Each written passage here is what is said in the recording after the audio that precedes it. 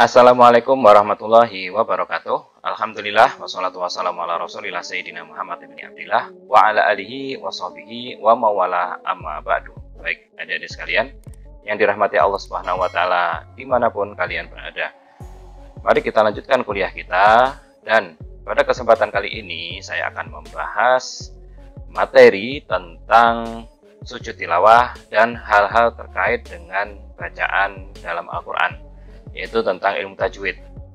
Dalam artian di sini ada beberapa hukum atau bagaimana cara membaca dalam Al-Qur'an yang akan saya rangkum dalam satu kesempatan kali ini. Nah, kenapa? Karena model dan tulisan dalam mushaf, ya, ada mushaf Madinah, itu ada istilahnya tulisan-tulisan yang kurang bisa dimengerti gitu ya oleh orang awam, bagaimana cara membaca yang benar. Nah, akan tapi nanti saya akan membahas lebih khusus lagi tentang bacaan dalam tulisan-tulisan yang dirasa masih asing ya oleh sebagian saudara kita yang masih awam di satu pertemuan khusus. Nah, ini adalah lanjutan dari materi yang kemarin, dan silahkan simak baik-baik.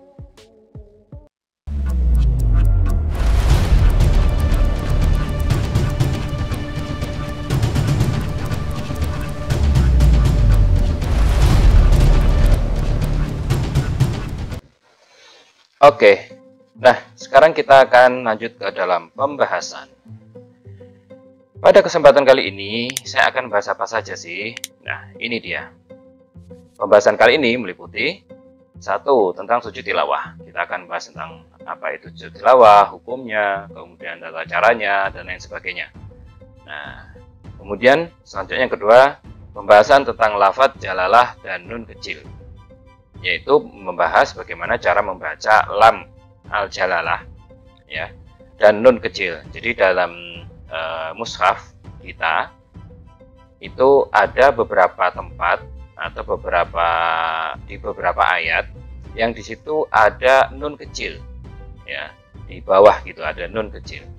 Nah, bagaimana cara membacanya? Nah, kita akan membahas di pertemuan kali ini. Kemudian selanjutnya yang kedua, pembahasan tentang saktah. Saktah itu berhenti sebentar ya, tanpa mengambil nafas. Di situ ada tandanya juga nanti. Nah, kita akan membahasnya. Kemudian yang keempat ada pembahasan tentang qalqalah. Nah, qalqalah di sini salah satu yang kita bahas karena termasuk dalam ilmu tajwid yang penting gitu ya. Bagaimana cara membaca huruf-huruf qalqalah tersebut. Oke.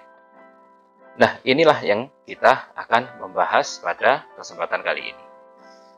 Kemudian selanjutnya, kita akan membahas tentang sujud tilawah yang pertama ya.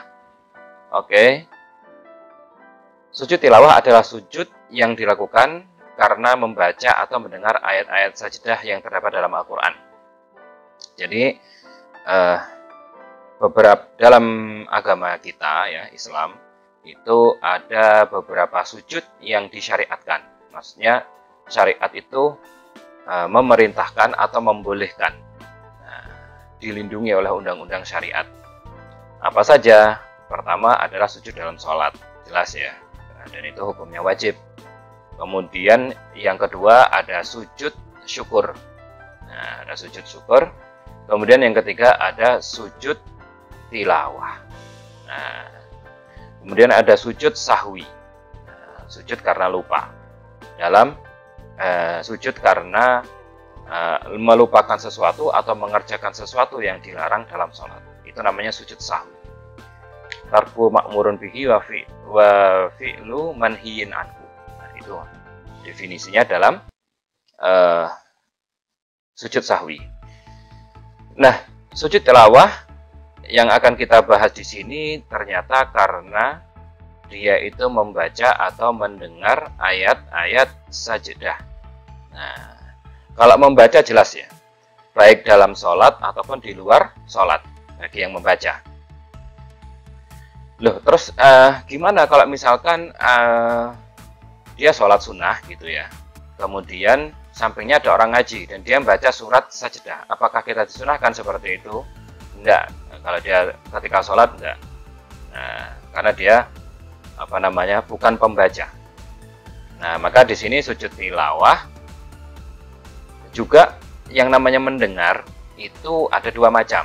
Nah, di sini disebutkan ada namanya as-sami, ada namanya al-mustami. Nah, as-sami yaitu dia tidak sengaja mendengar, itu as-sami. Maksudnya dia tidak sengaja memperhatikan kemudian mendengarnya, enggak. Jadi dia misalkan ada orang ngaji dan dia sibuk dengan hal lain, gitu ya. Tapi dia secara tidak langsung mendengar orang tersebut membaca ayat sajadah. Nah, itu juga disunahkan sujud tilawah.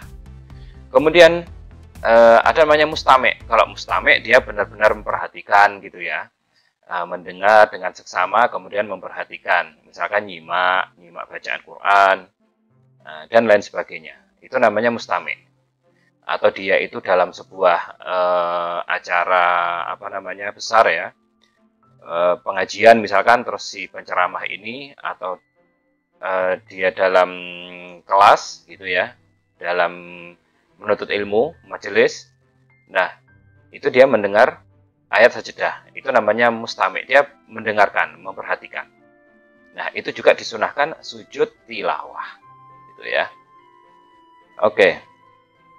Hukumnya sunnah bagi yang membaca dan yang mendengar baik disengaja ataupun tidak sengaja. Tadi sudah saya jelaskan apa yang disengaja. Yang disengaja namanya mustami', yang tidak disengaja namanya as-sami'. Berdasarkan Quran Surat Al-Isra ayat 7 yang berbunyi, apabila Al-Quran dibacakan kepada mereka, mereka menyungkur atas muka mereka sambil bersujud. Maksudnya, ketika dia mendengar ayat sajadah, orang tersebut bersujud kepada Allah. Gitu ya. Dan sabda Nabi Muhammad SAW, apabila seorang anak Adam membaca ayat sajadah, lalu bersujud, setan kecewa, menangis dan berkata. Jadi, kalau kita sujud tilawah, itu setan akan menangis, kecewa. Kemudian dia berkata, aduh, anak Adam diperintahkan bersujud, lalu ia sujud, maka ia mendapatkan surga. Sedangkan aku diperintahkan sujud, namun aku membangkang, maka aku mendapatkan neraka. Nah, ini adalah wujud penyesalan bagi setan gitu ya. Karena sudah membangkang Allah gitu. Dia membangkang Allah dan dia tidak mau mengikuti perintah Allah untuk bersujud hormat kepada Nabi Adam dulu. Kemudian selanjutnya, syarat kesunahan sujud tilawah yaitu, sujud tilawah itu ada syarat-syaratnya ya, syarat kesunahannya. Maksudnya enggak sembarang kita dengar kemudian sujud gitu, enggak. Nah, apa saja diantaranya? Pertama, bacaan Al-Qur'annya disyariatkan gitu ya. Bacaan Quran disyariatkan itu ya dia suci. Kemudian yang baca Quran kemudian suci.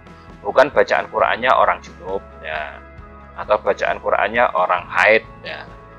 Selanjutnya yang kedua, bacaannya disengaja. Jadi bacaannya itu memang menyengaja baca Al-Qur'an gitu loh. Karena ada yang nggak sengaja baca Al-Quran. Maksudnya di situ disengaja itu ya dia membaca, bukan ngelindur gitu ya, atau dia mabuk kemudian baca. Nah, kan ada orang ngelindur mungkin dia baca ayat Quran, ayat sajadah, nah, itu nggak disunahkan kalau kita dengar. Nah, jadi yang disengaja itu ya dia sadar gitu loh, baca, nah, bukan yang ngelantur, bukan. Nah, kemudian selanjutnya ayat sajadahnya dibaca semua. Jadi ayat sajadahnya itu dibaca semua, bukan dipotong tengahnya, enggak. Ayat sajadahnya dibaca semua. Kemudian yang keempat, pembacanya satu orang. Jadi yang baca itu satu orang. Nah, bukan dipotong-potong. Misalkan ayat sajadahnya itu dua kata dibaca A, dua kata lagi dibaca B, dua kata lagi dibaca C. Enggak, bacanya satu orang. Nah, kemudian saja bacaannya di selain salat jenazah. Nah, Karena kalau baca di sholat jenazah tidak mungkin sujud tilawah gitu ya. Nanti lucu, sholat jenazah kok ada sujudnya gitu kan. Oke. Waktu antara bacaan dan sujud tidak lama. Nah, jadi begini adik-adik, yang namanya waktu kesunahannya itu tidak lama. Misalkan saja saya membaca salah satu ayat sajadah, yaitu wasjudu waqtarib. Itu sekiranya tidak lebih dari 3-4 menit lah ya. Nah, jadi waktu kesunahannya itu antara, yaitu 2 rakaat sholat. Kalau 2 rakaat sholat tuh selama apa ya? Ya mungkin 4-5 menit mungkin ya. Kesunahannya tuh waktunya kapan? Apakah setelah baca tuh saya belum saya masih repot, sujudnya nanti aja? Enggak. Jadi setelah membaca rentang antara mungkin ya 4-5 menit atau mungkin 3-4 menit. Nah, itulah waktu kesunahannya. Setelah itu hilang waktunya gitu loh. Nah, setelah itu nggak disunahkan lagi, maksudnya begitu. Nah, selanjutnya bukan seorang makmum jika dalam salat. Nah, yang namanya sujud tilawah itu bisa dilakukan dalam salat ataupun di luar salat. Nah, kalau dia dalam salat, maka si imam ini dia disunahkan. Gitu ya. Kalau membaca disunahkan sujud tilawah. Nah, kenapa disunahkan? Ya karena dia membaca. Gitu loh. Nah, sedangkan makmum dia hukumnya wajib mengikuti imam. Jadi makmum itu hukum sujud tilawahnya wajib. Gitu. Kalau imam sujud tilawah. Kalau imam nggak sujud tilawah ya nggak usah sujud tilawah gitu loh. Nah, jadi si makmum ini nggak usah sujud tilawah kalau si imamnya nggak sujud tilawah. Nah, kemudian rukun sujud tilawah di luar sholat ada 7. Nah, sekarang kita bahas rukunnya. Yang mana rukun ini harus terpenuhi gitu ya. Kalau nggak terpenuhi, maka sujud tilawahnya dianggap batal atau tidak sah gitu ya. Ada 7 kalau di luar sholat. Kita bahas yang di luar sholat dulu. Yang pertama niat. Nah, jadi nawaitu sujud tilawah lillahi ta'ala atau sunatan lillahi ta'ala. Kalau Anda bisa bahasa Arab, saya niat sujud tilawah. Nah, atau saya niat sunnah sujud tilawah. Nah, gitu. Kemudian yang kedua takbiratul ihram. Nah, kemudian selanjutnya yang ketiga sujud. Habis takbiratul ihram dia sujud. Kemudian dalam sujudnya dia tumakninah. Nah, kemudian selanjutnya duduk. Kemudian salam dan tertib. Jadi nggak bisa kita itu sujud dulu baru nanti takbiratul ihram misalkan, enggak. Nah, jadi ini harus urut, niat, takbiratul ihram, sujud, tumakninah, duduk dan salam. Itu harus tertib. Kalau enggak tertib, bukan yang namanya sujud tilawah. Jika menjadi imam maka sujudnya tanpa takbiratul ihram, duduk dan salam. Jadi kalau dalam sholat, tadi yang di luar sholat ya, kalau dalam sholat itu sujudnya itu, rukunnya itu hanya sujud saja. Nah, habis sujud dia berdiri lagi. Oke, itu adalah rukun sujud tilawah. Kemudian selanjutnya bacaan yang dibaca. Nah, ini ada beberapa ketentuan tentang bacaannya. Bacaan yang dibaca ketika sujud tilawah. Nah, yang berbunyi sajada wajhiya lilladzi khalaqahu wa sawwarahu wa syaqqa sam'ahu wa basarahu bi haulihi wa quwwatihi. Fa tabarakallahu ahsanul khaliqin. Ini yang dibaca ketika sujud tilawah. Pak, saya tidak hafal Pak, misalkan gitu. Oh, jangan dulu ya kalau tidak hafal. Ini dulu. Saya akan bahas yang lain. Maksudnya bacaan lain. Jadi ada beberapa riwayat dalam bacaannya. Yang kedua disebutkan dalam beberapa kitab fikih ya.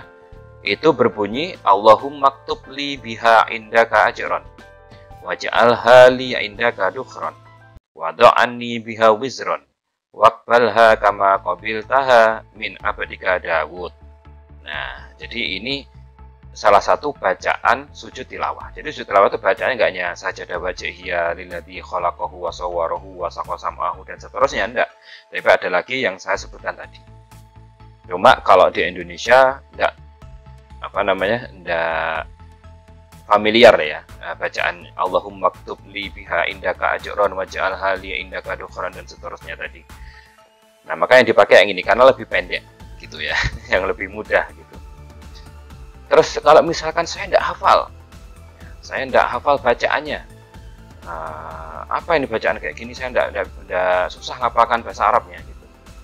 Sedangkan dia pengen sujud tilawah, maka ya sujud nanti ketika sujud bacaannya jangan ini, diganti yang lain, tidak apa-apa, diganti misalkan subhanallah gitu ya, subhanallah subhanallah subhanallah. Atau bacaan dalam sholat subhanallah rabbiyal azim wa bihamdih, atau yang lain. Jadi cukup kata subhanallah itu juga sudah cukup kalau kita tidak hafal atau lupa gitu ya. Tapi lebih baik ya yang bacaan inilah yang dipakai. Kemudian selanjutnya, jika tidak sujud tilawah di luar sholat, jadi kita dengar terus kita tahu tapi kita nggak sujud tilawah, maka boleh diganti dengan membaca al-baqiyat sholihat 4 kali. Jadi ya mungkin kita repot, tapi kita sebenarnya dengarkan sih, kita sebagai as-sami tadi ya, nggak sengaja dengar, kemudian kita di area situ nggak sengaja dengar, kita boleh nggak sujud tilawah tapi akan mendapatkan kesunahan sujud tilawah gitu ya, dengan membaca al-baqiyatus sholihat 4 kali. Apa itu baqiyat sholihat? Itu berbunyi subhanallah walhamdulillah wa la ilaha illallah wallahu akbar wa la haula wa la quwata illa billahil aliyyil azim. Nah, ini dibaca 4 kali, maka kita akan mendapatkan kesunahan sujud tilawah karena kita nggak sempat atau nggak bisa sujud tilawah. Oke, di sini ada beberapa ketentuannya. Saya akan jelaskan sedikit. Yang pertama, tata caranya. Tata caranya itu ketika kita mendengar, kita disunahkan sujud tilawah. Kalau mendengarnya ketika berdiri, yang lebih baik itu niat menghadap kiblat, berdiri. Nah, gitu ya. Allahu Akbar, langsung Allahu Akbar, sujud.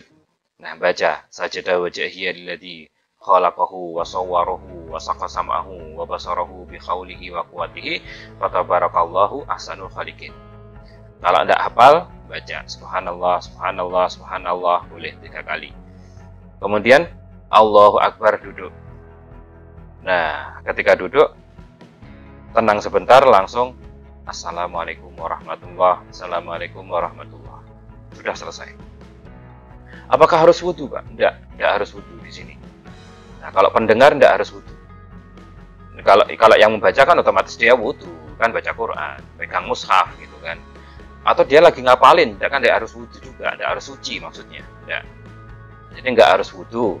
Terus kalau misalkan kita dengarkannya waktu tiduran, gitu kan, atau kita lagi membaca Quran duduk, atau kita dengarnya pas duduk, ya duduk itu, nggak usah berdiri, nggak apa-apa. Langsung Allahu Akbar, menghadap kiblat, niat, langsung Allahu Akbar, langsung sujud seperti biasa, kemudian duduk salam. Nah, sujud, baca bacaan, kemudian bangun lagi, salam, selesai. Nah, jadi mudah sebenarnya menerapkan ini semua. Kemudian selanjutnya, jikalau kita mendengarkan orang baca murotal, itu gimana? Qurannya dari murotal. Kalau dari murotal, intinya kalau bukan orang yang baca, gitu ya, maksudnya dibaca langsung. Nah, dibaca langsung. Kalau dia baca, tapi dia lewat toa, gitu ya, lewat pengeras suara, itu tetap disunahkan karena dia baca langsung. Tapi kalau MP3 dan lain sebagainya, itu kita tidak disunahkan. Nah, kemudian bagi seorang imam, ya hati-hati ya, bagi seorang imam itu dibolehkan gitu ya, dibolehkan sujudnya setelah sholat, khusus untuk imam. Jadi maksudnya kesunahannya masih melekat pada dirinya walaupun sholatnya sudah selesai. Jadi seorang imam ketika dia baca surat sajadah, nah itu jangan sujud dulu, gitu ya, boleh itu. Kapan? Ketika bacaan sholatnya itu lirih, gitu ya, seperti duhur dan asar. Itu jangan sujud tilawah di dalam ketika sholat. Nanti makmum bingung, gitu ya. Ini apa ini? Kok sujud-sujud ini? Nah, gitu. Kecuali kalau subuh, kemudian maghrib, isya. Nah, maka khusus untuk duhur dan asar, si imam ini kesunahannya masih melekat pada dirinya, itu walaupun sholatnya telah selesai. Jadi masih ada tenggat waktu, misalkan 3-4 menit tadi, setelah sholat, bagi imam untuk sujud tilawah. Karena apa? Akan membingungkan makmum nantinya ya. Tiba-tiba kok sujud, tidak rukuk, sujud langsung, ada apa ini? Baru sebentar berdiri, gitu kan, misalkan. Atau yang pertama tadi di sholat duhur, asar, kemudian di waktu sholat Jumat. Nah, kalau imam ini ngimami sholat Jumat, kemudian baca surat ayat sajadah, jangan sujud tilawah. Karena akan bingung, misalkan Jumatan di masjid jami gitu. Ya kan? Nah, kemudian dia baca ayat sajadah, jangan sujud. Nah, jangan sujud tilawah. Nanti setelah sholat saja. Nah, itu sedikit seluk-beluk tentang sujud tilawah. Biasakan ya, memperhatikan hal kecil seperti ini agar kita mendapatkan keutamaan dari Allah Subhanahu wa taala. Kemudian selanjutnya, ayat sajadah dalam Al-Qur'an berada di 14 atau 15 tempat. Nah, jadi surat sajadah ini memang ada perbedaan pendapat ya. Ada yang ngomong 14, ada yang ngomong 15. Tapi yang mesti 14 ini mesti. Nah, apa saja? Yaitu surat Al-A'raf ayat 206, atau dia di juz 9, surat Ar-Ra'd, Ar-Ra'du ya, ayat 15 di juz 13, surat An-Nahl ayat 50 di juz 14, Al-Isra ayat 109 di juz 15, surat Maryam ayat 58 di juz 16, surat Al-Hajj ayat 18 di juz 17, surat Al-Hajj ayat 77 di juz 17. Nah, kemudian selanjutnya Al-Furqan ayat 60 di juz 19, Al-Naml ayat 26 di juz 19, kemudian surat Al-Sajdah ayat 15 di juz 21, surat Shad ayat 24 di juz 23, surat Fusilat ayat 38 di juz 24, surat An-Najm ayat 62 di juz 27, dan Al-Insyiqaq ayat 21 di juz 30, yang terakhir surat Al-Alaq. Nah, surat Al-Alaq di ayat 19 di juz 30.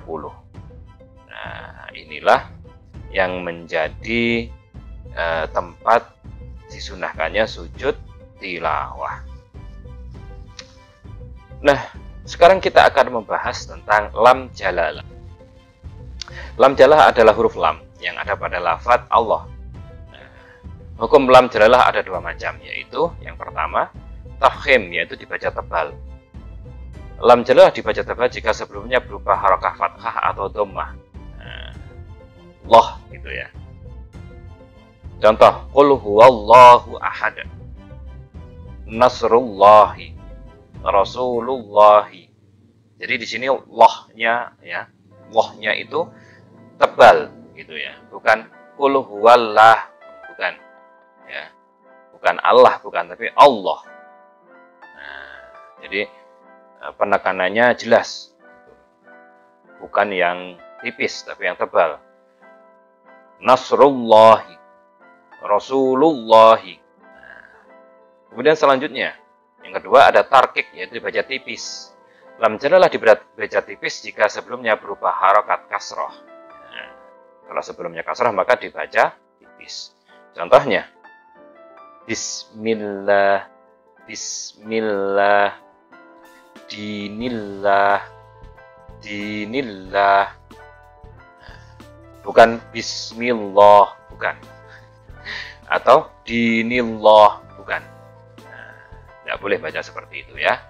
Ini perlu diperhatikan. Kadang orang yang jarang baca Quran dia tidak tahu gitu ya, atau dia lupa, tidak pernah baca Quran lama, dia akan kesulitan membedakan seperti ini.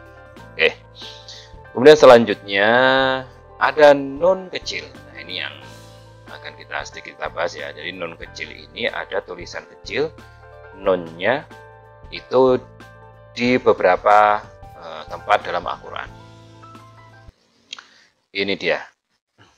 Nah, perhatikan di sini 1, 2, 3, 4, 5, 6 gitu ya. Nah, ini nun kecilnya. Nah, ini tulisan di mushafnya seperti ini. Nah, kalau dipisah, kalau mau dibaca, dipisah seperti ini. Contoh yang pertama ya. Kalau dibaca nyambung, karena ini ada istilahnya pemisah ayat, ya, ayat sebelumnya dan ayat sudahnya. Di sini ada wakaf ayat. Di sini akan dibaca, kalau bagaimana cara bacanya, boleh wasol, ya, boleh berhenti, tapi lebih baik wasol, lebih baik disambung, walaupun di sini ada pemisah ayat. Cara bacanya ya, ini di surat An-Nisa ayat 140-141. Jami'anil ladzina, itu ya. Jami'anil ladzina. Nah, itu lebih baik dibaca wasol. Kemudian yang kedua selanjutnya, surat Al-A'raf ayat 164. Nah, qaumanillahu, gitu. Jadi bukan qauman nillahu, bukan. Nah, ini perlu diperhatikan seperti ini. Nah, selanjutnya ini juga ada di antara akhir ayat dan di awal ayat. Cara membacanya adalah mubininik tulu. Nah, gitu ya. Mubininik tulu. Kemudian selanjutnya ada jazaanil husna. Jazaanil husna. Nah, ini cara membacanya. Kalau misalkan boleh nggak berhenti dulu, diwakafkan. Jadi kan ini kan di antara ayat ya. Ini juga di antara ayat, atau ini ada tanda, sebenarnya nggak boleh ya ini ya, nggak boleh berhenti. Tapi kalau nafasnya habis gimana gitu loh. Nah, berhenti di sini. Nah, maka seperti ini cara berhenti ya, contoh di ini ya. Di surat An-Nisa yang pertama ini, jami'a gitu. Nillah, bukan i. Nilladzina. Selanjutnya yang ini, mubin. Nikpak tulu. Nah, ini cara berhentinya. Jadi sebenarnya sudah dikasih tanda lam ini, yaitu jangan berhenti. Akan tetapi kalau nafasnya habis, maka dia harus boleh diulangi sebelumnya ya. Kemudian dilanjutkan atau dimulai dari sini. Nah, dari nilladzina. Nah, sekarang kita akan membahas tentang saktah ya. Nah, saktah di sini, apa saktah itu? Nah, saktah adalah berhenti sebentar tanpa nafas gitu ya. Berhenti sebentar tanpa nafas. Berikut tempat saktah dalam Al-Quran. Jadi yang namanya saktah itu berhentinya ya tidak lama, hanya berhenti-berhenti saja. Seakan-akan ada jeda gitu, tapi ya tidak lama. Nah, ini adalah tempat-tempat saktah yang ada dalam Al-Quran. Tandanya ada tulisan ini. Ini tulisannya saktah, sin kaf ta sama tak marbutoh. Ya, sin kaf ta sama tak marbutoh. Sin kaf ta sama tak marbutoh. Sin kaf ta tak marbutoh. Nah, kenapa kok dikasih tanda seperti ini? Karena Nabi membacanya seperti ini, gitu ya. Bacanya seperti yang akan saya contohkan ini. Yang pertama dalam surat Al-Kahfi ayat 1. Di sini jika kalian membaca, ya, ini kan di akhir ayat dan di awal ayat ya. Aiwaja qayyimal liyundhira, gitu ya. Saya ulangi. Aiwaja qayyimal liyundhira. Jadi tanpa mengambil nafas. Sama seperti di sini juga. Mim marqadina hadza ma wa'ada. Nah, ini dalam surat Yasin ayat 52. Kalla bal rana ala qulubihim. Nah, itu dalam surat Al-Mutaffifin. Itulah cara membacanya saktah yang ada dalam mushaf kita. Oke, selanjutnya. Qalqalah adalah bergoyangnya makhraj ketika diucapkannya salah satu huruf yang disukun atau mati sehingga terdengar tekanan suara yang kuat. Baik sukun itu asli maupun di akhir kata. Gitu ya. Huruf qalqalah adalah ba, jim, dal, po, ko. Ini sudah ditentukan ya oleh